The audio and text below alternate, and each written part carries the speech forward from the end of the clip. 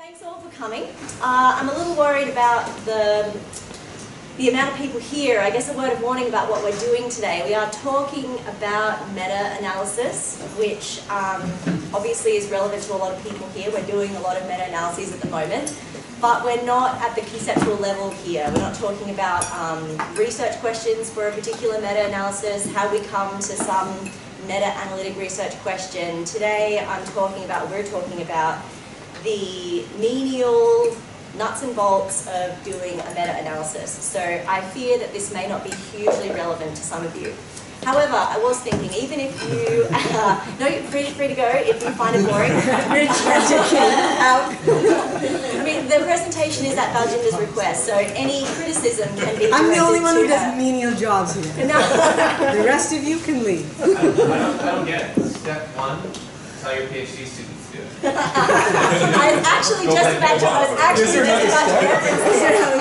was actually just about to reference this. Even if you aren't the menial doer, you will need to know about the menial tasks that you need to get your PhD students to do.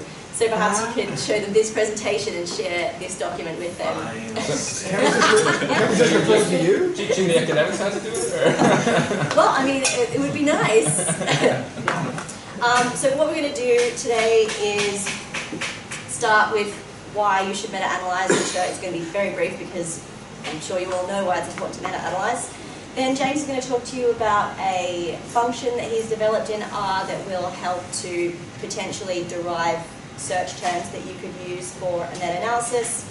And then I'm going to look at how to demonstrate, so I'm literally going to be working in front of you and attempting to not bore you while I do that, how to turn a search that you might conduct from like 1 million, or in this case it's 2.6 million, down to about 10,000 in a series of 6 steps.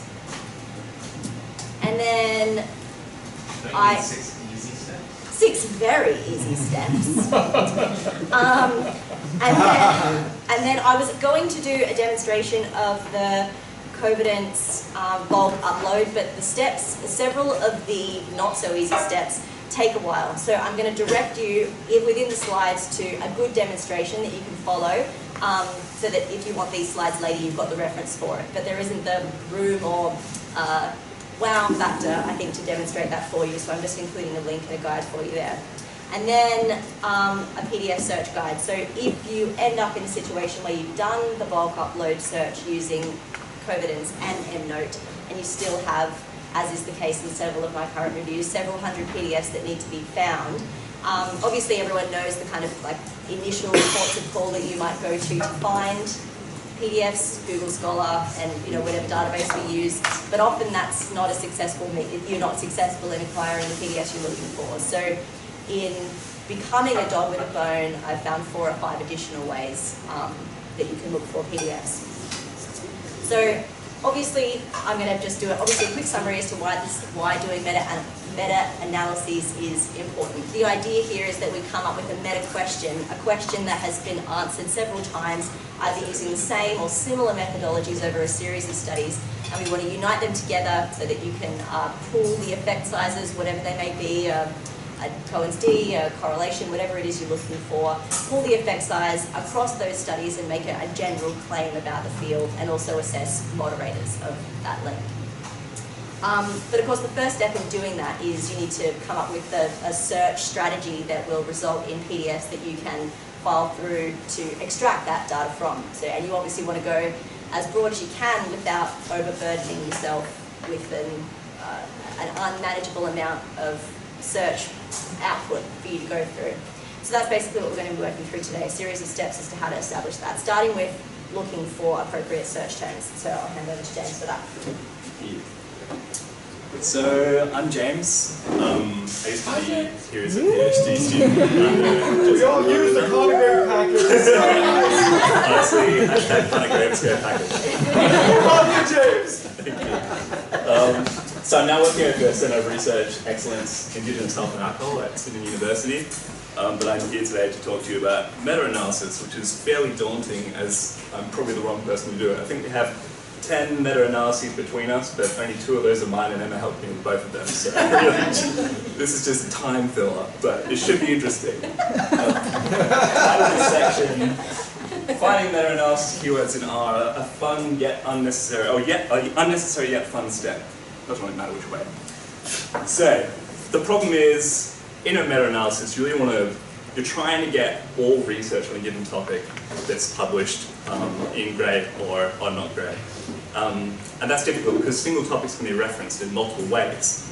And if you leave out certain keywords, you may be biasing your results. For instance, if you only read one section of the research that perhaps really inflates your sense of being right about everything, then maybe you'll only learn the terms they use, and therefore you'll miss chunks biasing your results. So generation of keywords relies on recall, and recall, as we all know, is biased. Perhaps whenever you read research that you disagree with, you just sort of skim and think it's rubbish, and when it agrees with you, you read it very carefully and really download those keywords very effectively.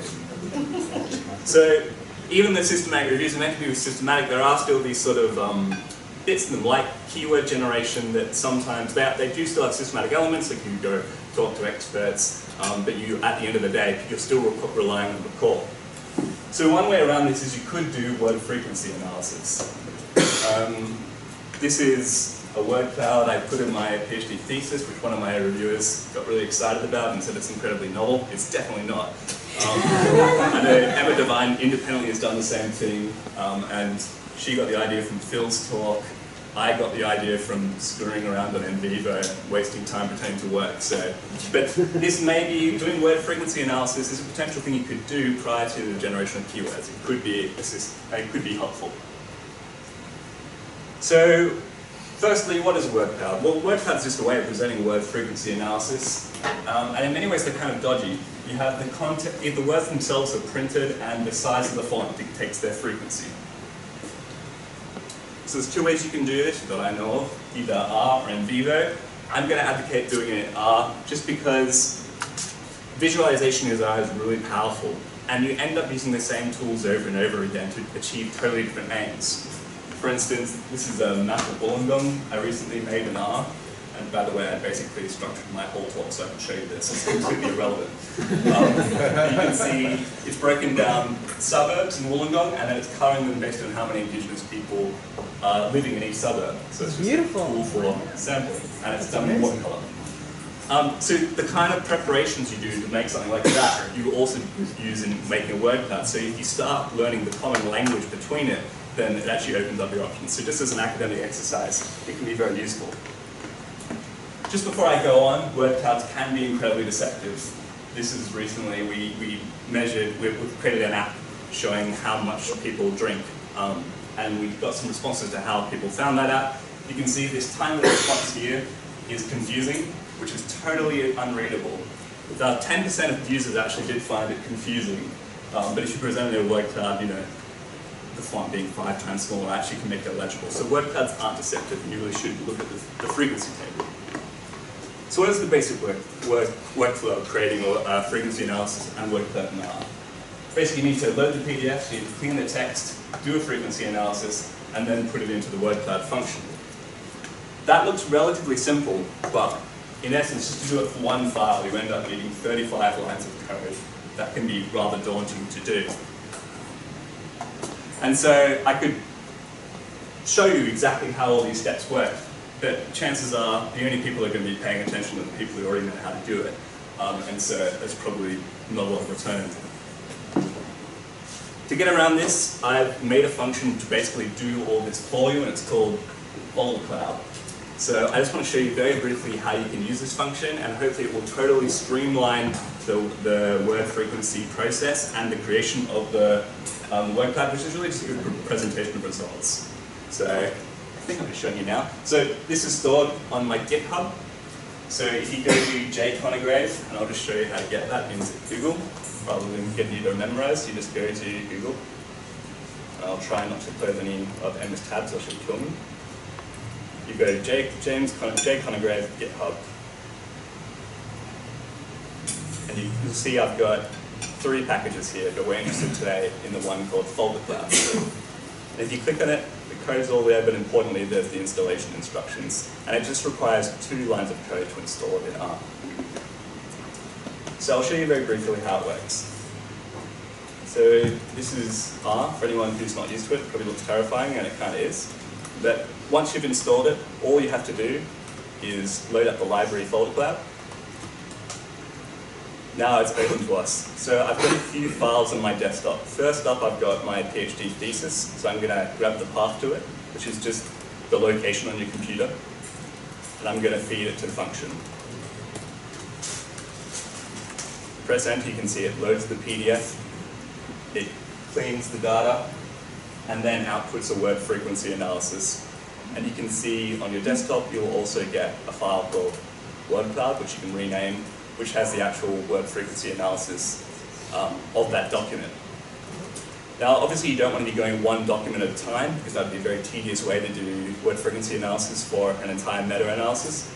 The good thing about this function is it also does bulk PDF upload with the exact same syntax. So you can see here I've got a meta-analysis I'm working on currently in alcohol, just the EndNote file.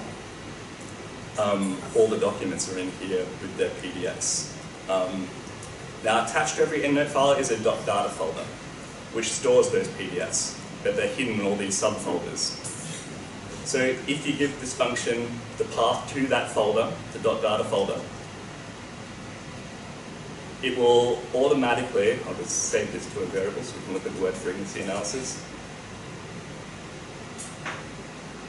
It automatically bulk loads all those PDFs, which unfortunately takes more than 5 seconds for the purpose of presentation. You can then, it's saving it to the desktop just like before. You can also see the word frequency analysis, and if you want to see all the words, you can use it just like I need to turn this into a data frame to see it all, but you can see all the words and their frequencies, how often they show up, and also the word cloud itself is, again, automatically outputted to the desktop. So I have a question. Yes? Why didn't you call it the Conigrave 2 package? Just because the Conigrave 1 package is so prestigious, I don't want there to be any problems with branding. I actually thought about Cloudigrave, but yeah. Well, that maybe next time. So, that's basically all I want to show you. It really isn't rocket science, but it is a nice, fun way to very rapidly spin up word frequency analysis. And so this assumes that the PDFs that are going in there are ironclad selected. That's right. Important works that should definitely go in the review. So the way I would imagine it could be useful is, and I think you're talking about finding full text automatically later. Yeah, so you could do a pilot search, bring back maybe 300 or 500 articles. Oh, yeah, okay. You could automatically find those PDFs. You could then run those PDFs through this function.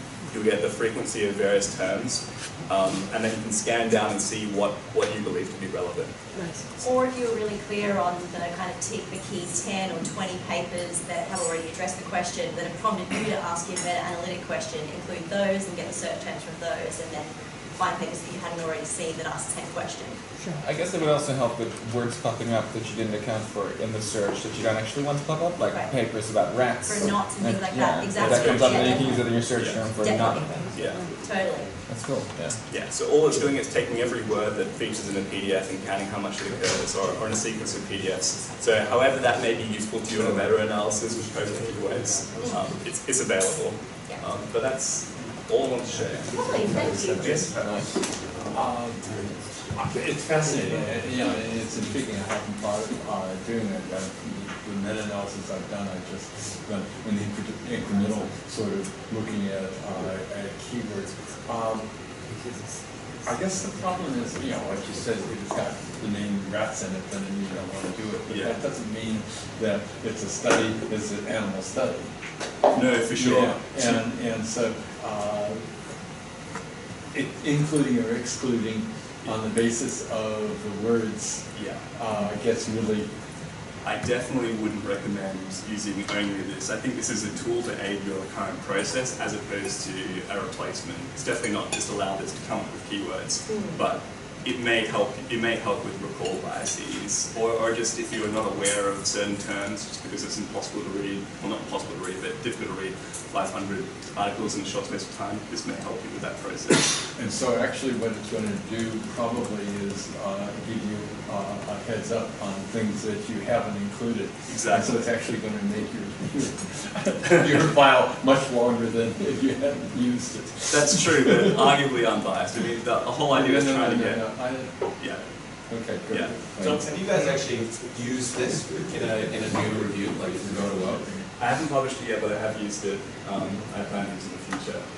And so did you find that there were things that you gained from this in terms of keywords that you wouldn't have got from subject headings? It's hard to know without having done it twice, using this and without. Certainly... sorry, did you use subject headings in the review you're talking about? I didn't use subject headings in this one. No. So I can't speak to subject headings. Yeah. It just depends, like, you can see what it does. So Yeah, exactly. I'm just, yeah. like, theoretically I get it, and it makes perfect sense. Just only practically if you found that you actually produce things that you wouldn't have had. Yeah, I've got no idea. I'd love to hear from you. If you do in fact use it and it does help, I'd love to hear that. Okay. If it doesn't help, I don't want to hear it. That's a fascinating package. So, my question is like, in your package, can we just get the folderCloud based on the abstract rather than the full text? So currently, it's not hard to do that. The only problem with EndNote, it doesn't play well with R, and so you really need to extract the abstracts manually into Excel. Not manually, you can select them all and set up an output style, but I haven't found a way just to go onto the EndNote file and pick it apart. It just, R does read good text files really well, so you can export directly out of any of the search engines into the example data. Yeah. Absolutely, yeah, there are other format styles that play a lot better with R. When you're searching across different databases like a Web of Science and then PsycInfo separately, and when you get data from them, sometimes it doesn't really line up. And if you want to bring it as a big text file or whatever in R, it gives you errors because the indexing is off or something like that. And that can be a real pain. Have you experienced that and found any? I've not experienced that yet. Oh, okay. Yeah, I can have a think about that. Yeah. Thanks guys, I'll pass it on. So once you've obviously first step here, we've got a question. Second step, we either create, or if you use a method such as this, you derive your search terms, and then you probably run several pilots to see whether you're within scope, you've got enough, you've got too much. And I think the latter problem is something I've run into several times with search terms. Too much, too many. For meta-analysis that I'm working on at the moment with James Donald and Phil and Rich, we are looking at the link between autonomy or autonomy support and pro-social activity, moral behavior and moral feeling, moral affect. And in order to capture the full realm of what that might specify, we were initially just including kind of pro-social and anti-social as our search terms. But of course there's many specific behaviours and feelings that you can have or do that would represent pro-social or anti-social behaviour without necessarily using the word. So in order to come up with search terms that would better encapsulate that, I guess the DV or the second variable, its correlation also, the outcome variable that we're looking at, we use Jonathan Haidt's dictionary of his Righteous Mind dictionary of pro-social and anti-social terms. We obviously went through them one by one, deciding those which we thought would be relevant and those which we wouldn't. But the resultant list of search terms is quite large. So our, the bottom here actually you can see, these are our IV or predictor variable, variable 1, straightforward. We're looking at autonomy or intrinsic motivation, things of that nature. So easy search terms for the IV or variable 1. But when it comes to our variable 2, we have a lot of search terms. So as I'm about to demonstrate, when you put these into to do a search initially, you get many results. You obviously don't want to screen, as I'm about to show, about 3 million articles. So you've got to find ways to kind of systematically, I guess, whittle that number down until it just includes that which is most relevant to you, and you can do that in a series of steps. So I'm going literally from scratch here, just in case no one's done this before. I realise probably most of you have, but you would start at the ACU website, go to the library, go to databases. Now it's obviously a multitude of journal databases that you can search. I'm not going to do them all. I'm not going to claim to know how to do the best search in all of them. I like Ebsco because it's a database aggregator. So rather than having to search each of the individual databases that it represents, you can search them all together. So again, here is the list of all of the databases that are available to you in Ebsco. Down the bottom is the ones that are most relevant to us, so ERIC, or the ones that start with P, PsycTest, PsycInfo, Psychology and Behavioural Sciences collections, Psych articles, Psych books, and so on. For the purposes of the demonstration, I'm just going to use PsycInfo. But you can always just select all and continue. So then, as I said before, there are 6 very easy steps involved in turning your search output from millions to something manageable and reasonable. To begin with, you take your, let's just go with IB, even though I know it's technically not quite an IB. IB. And we're looking for this in the abstract, sorry, in the title, or in the abstract. So obviously there are some titles that include words that are important that aren't included in the abstract and vice versa, so you want to look at both. So, and then search. So this is our search one, or S1. So we've got 45,000. Quite a lot. Come back and we get our DV.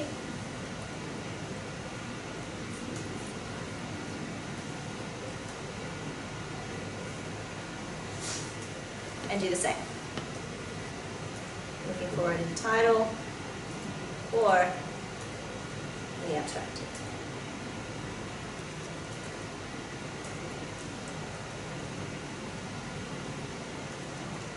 Here's where we get lots, 1.7 million, which, unless you've got really diligent PhD students, no one's going to screen.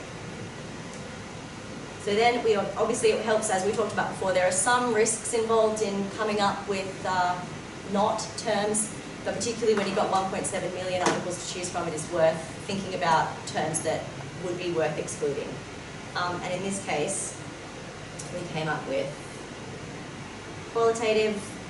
After looking through the initial results as well, found that there were a number of our search words were linked to particular areas that are really irrelevant, such as medical services for care, which is one of our outcome variable search terms, and so on. Also, we had lots of stuff to do with cars because of autonomy, autonomous cars, so automobile and things like that. So we come back to the search, put in our knots in the abstract, or in the title, and this is our search 3, S3. So then after this, we begin merging. So we want S1, so we want our IB and we want our DB.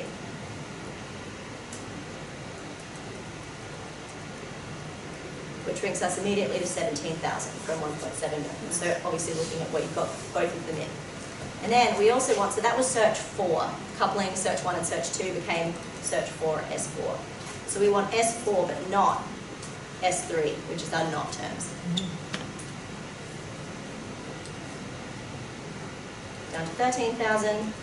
And then if you go to your search history in step 6, where, just for your reference, all of your searches, the history of your searches are, you can view your results. And then it might not be the case that you actually want to use this 6th step. Perhaps there's no boundaries that you want to set, but also there might be. So for my meta-analysis, for example, I'm looking, shocking, at intrinsic and extrinsic aspirations and well-being, and the aspiration index wasn't published until 1993. So I might be looking for nothing that was published since before 1993. Perhaps you only want quantitative studies. Perhaps you only want things published in English.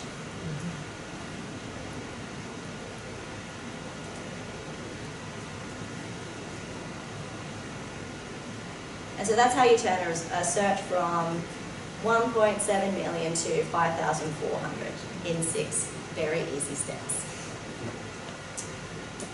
So once you've done that, let's go back to this presentation. You can remove the palm from the face. Oh, I've included the steps here just so I can share these slides with you later and you can follow them or obviously watch the presentation. But even then, even after you have whittled your search output from multiple millions down to a few thousand, when you've had both of your screeners go through them, obviously a certain amount of them are going to progress to full text screening, and at that point you need to find PDFs for all the articles that you've found so that you can check if the relevant effect size is, or if the relevant method has been used, the relevant variables are included, and the pertinent effect size is included. And so often that involves searching for many hundreds of PDFs, depending on how successful your full text screening has been, or at that stage. As I said before, I was going to demonstrate the steps here, but it actually takes time and is kind of laborious, but I did find I followed, when I've done this a couple of times now, the guide included here on this link. So I'm really just including this here if it's an important next step in the process. And if you have these slides, you can look to them later. Basically, it involves, and I also didn't want to harp on about it too much because, Chris, our platinum membership with Covidence is running out. Is it running out? Yeah, but as long as your review started within the period, I think, as far as we can tell, the features seem to be carried through. Right, so ones that are already underway will be fine to use this feature, but ones in the future perhaps not. Yeah, as far as we know, it seemed that the bulk upload disappeared for a while. Right. And now it's back. So it's nothing to do with our subscription. Okay, all right. Yeah. So anyway, in addition to it being kind of onerous process to demonstrate, it's not particularly onerous to do, just very onerous and boring to demonstrate. The second reason I didn't want to harp on about it is because feasibly it's not the kind of thing we're going to be able to depend on completely in all instances. But if you do come to wanting to use it, this is a good guide for doing so. Basically, it involves downloading the XML file from Covidence into EndNote. EndNote will do an online search for you to download PDFs into it, and then you use the folder merger that I've recommended here to take the PDFs. As you saw in James's presentation, the PDF file for an EndNote file is files within files. And so this PDF merger will take the PDFs out of those individual files, merge them together so you can upload them into Covidence. But you'll probably find that beyond the bulk upload, there's still, Disappointingly, one thing about the bulk upload is it saves so much time if you don't have time to go through and press the button. Oh yeah. So if you're looking at it and you think, I don't want to pay the $200 for subscription. Learn it. Just do it. Pay the money. Absolutely. Oh, do it. Absolutely. In Joseph's case, for example, in the antisocial social network study that we're looking at, we had approximately 1,100 studies go through the full text screening. Honestly, I think that could be 6 months' work of finding the PDFs if you were having to find every single one of them. And so this is actually the inspiration behind this slide is that study, because while I was able to use the bulk upload feature, the EndNote can only search so far. It doesn't have its finger in all the pies. So it found about 600 of the 1,100 that we were looking for, which leaves 500 to be individually found by some poor bastard named Emma. You mean divine? No, it's me. So again, I am going to do a little demonstration now on how some of these can help you find PDFs beyond the means that you would regularly use to find a PDF. Because as I said before, in needing to find so many and just being really downhearted about how many are not available kind of on Google Scholar or in Ebscohost, I didn't want to go back saying I hadn't found 400. I wanted to try a bit harder to find them, and in doing so have indeed managed to find several ways where you can find others. So let me just find these notes down here.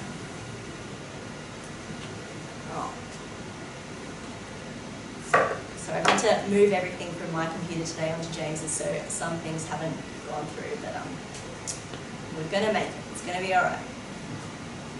That was just reassurance for me, not you. So the first port of call, obviously, when you're looking for an article, especially if you're logged in here at uni, is Google Scholar.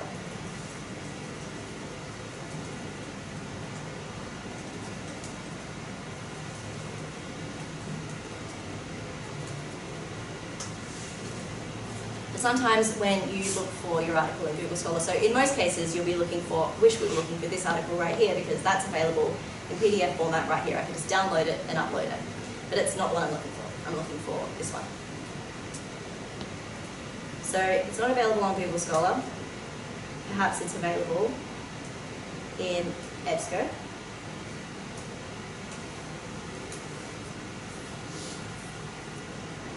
And they have it, but no full PDF is uploaded, so you can see if ACU have access to it via their subscription to any other database.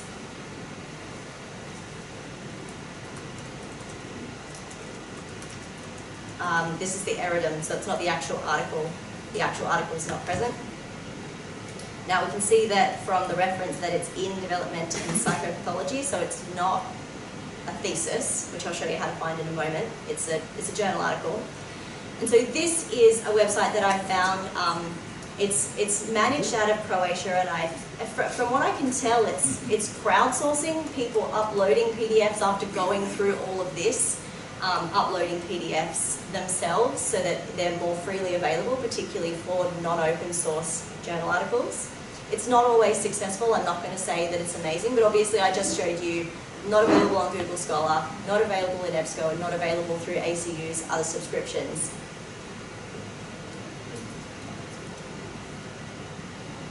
But it is available on Sci-Hub.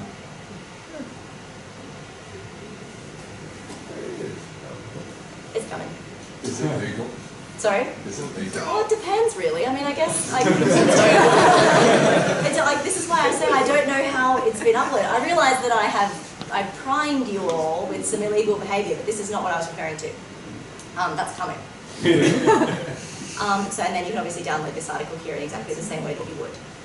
So that's three main ways that you can go about things. I mean, usually on a meta-analysis, you're working with people from other institutions, and I, through casual employments and other unis, can log into UTS and use SID's journal databases, and it appears that the three universities subscribe to different databases, because I capitalise on that ability by searching for some articles across the databases for each of the three unis, and often find things in some and not others.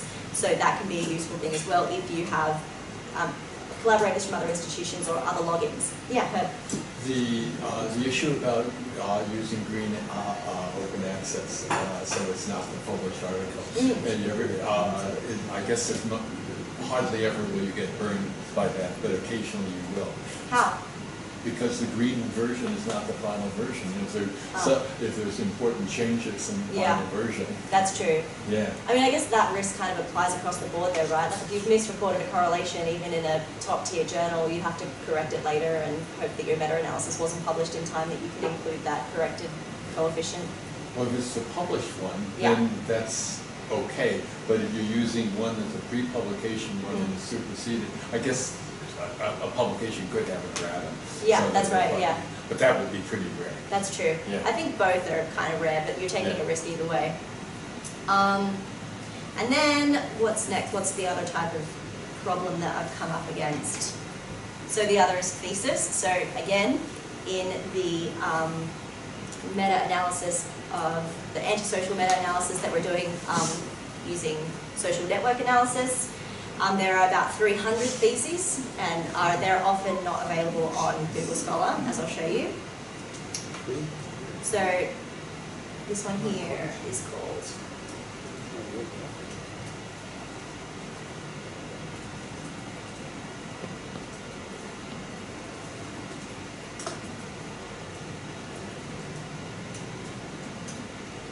So you can see here this one's actually just popping up as a citation. It's not available to view in full text version at all. But if you log into ProQuest, which is the biggest database of unpublished work or theses in general.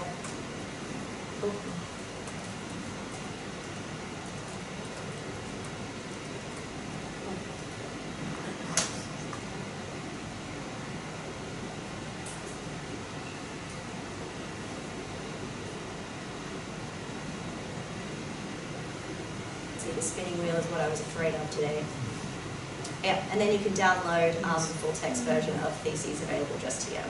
And theses are actually usually have like abundant data. You know, as we all know from having prepared one, they have all of the relevant correlation tables, which are often absent from published articles.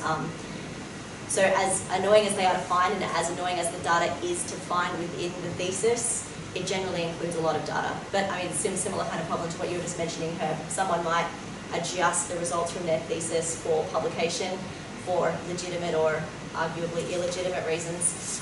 So there's some doubt about whether it's useful including them. Yeah? I had a colleague who did a search on PhD theses and publication that came after. They're different, right? And there are huge differences. Yes. What they were saying is that there are oftentimes there'd be 20 dependent variables, one of which was significant. Totally, and yeah. in the thesis and the publication only had one dependent variable. Exactly. I mean, there would be some merit then, some argument for including a thesis to avoid publication bias. I mean, it sounds like you have to be a bit more transparent. You certainly do have to be more transparent in your thesis than you have to be demonstrably in a publication, so it could be worth including theses on that basis. And then, as a final step, sometimes, is that the final step? Yeah. Sometimes you'll find that your research output results in book chapters. For the most part, people say it's not useful, that there's no original data in book chapters. I found that not to be the case. So I'd say it's the case that the majority of book chapters don't have original data in them, but not the case that all of them don't. I've included 6 book chapters in my own meta-analysis that had original data. So it is certainly worth looking at them, especially if you don't have very many studies, very many papers to look at. The relation of basic psychological needs, shocker.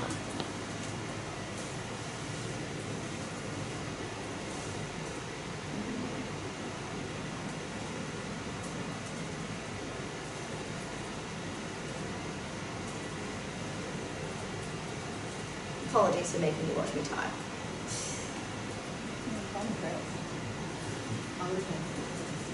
I am too. Well, just like work it out, Google.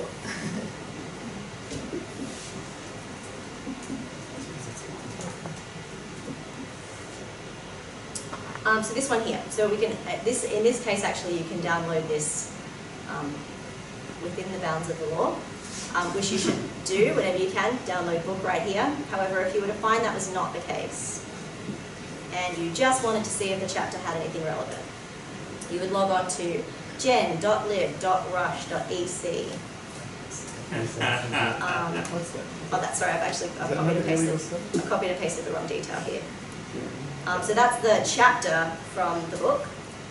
Sorry, the chapter from the book, but the book itself is called Well-Being and Cultures, Perspectives from Positive Technology. And you can just download the whole book. And then see if it has the relevant work in it or not. And then you can buy it. That's right. If it has what you're looking for, you buy the book for sure. Especially if it's the self-determination theory book, which may or may not be here. I have no idea. I would never pirate the SDT book.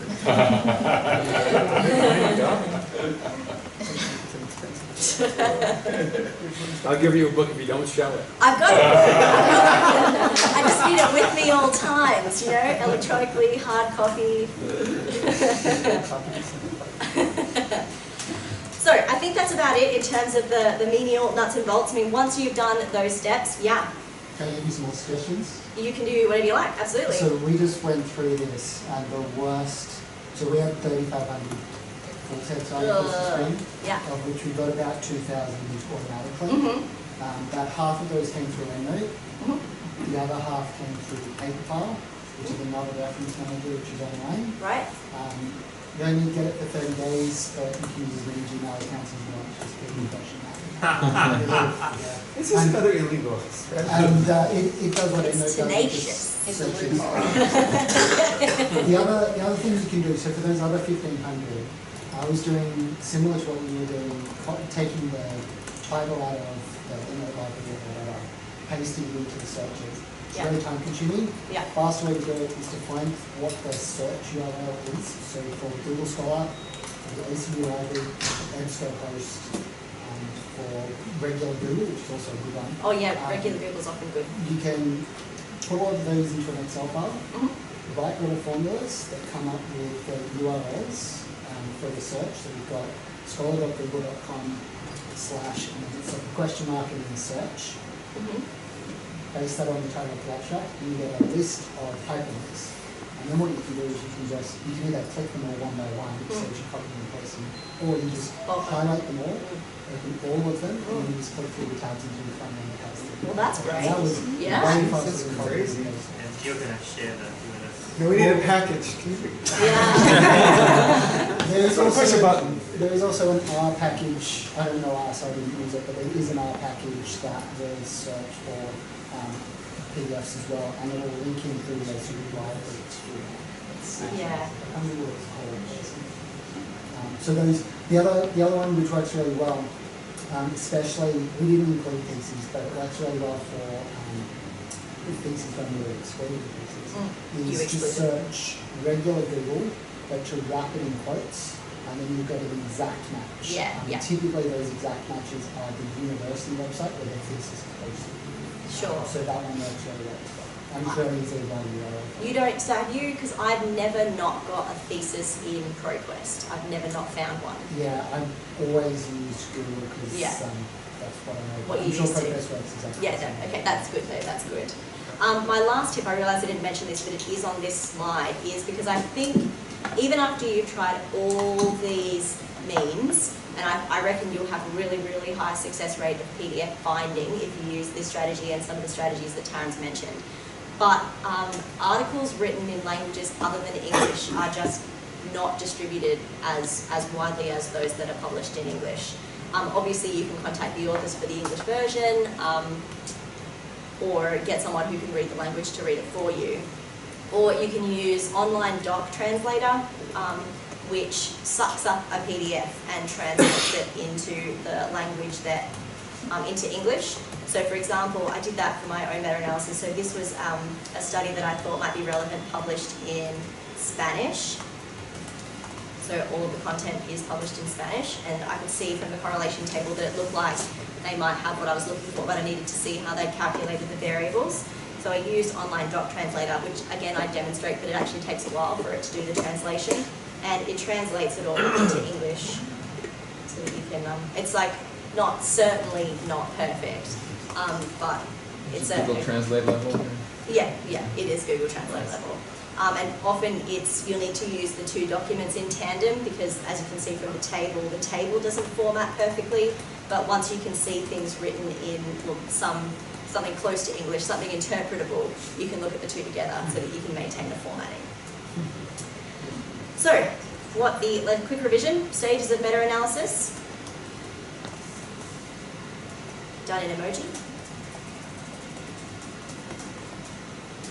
So you begin as the detective emoji, asking questions and generating search terms or deriving them if you're using something like folderCloud or any other kind of word count feature function.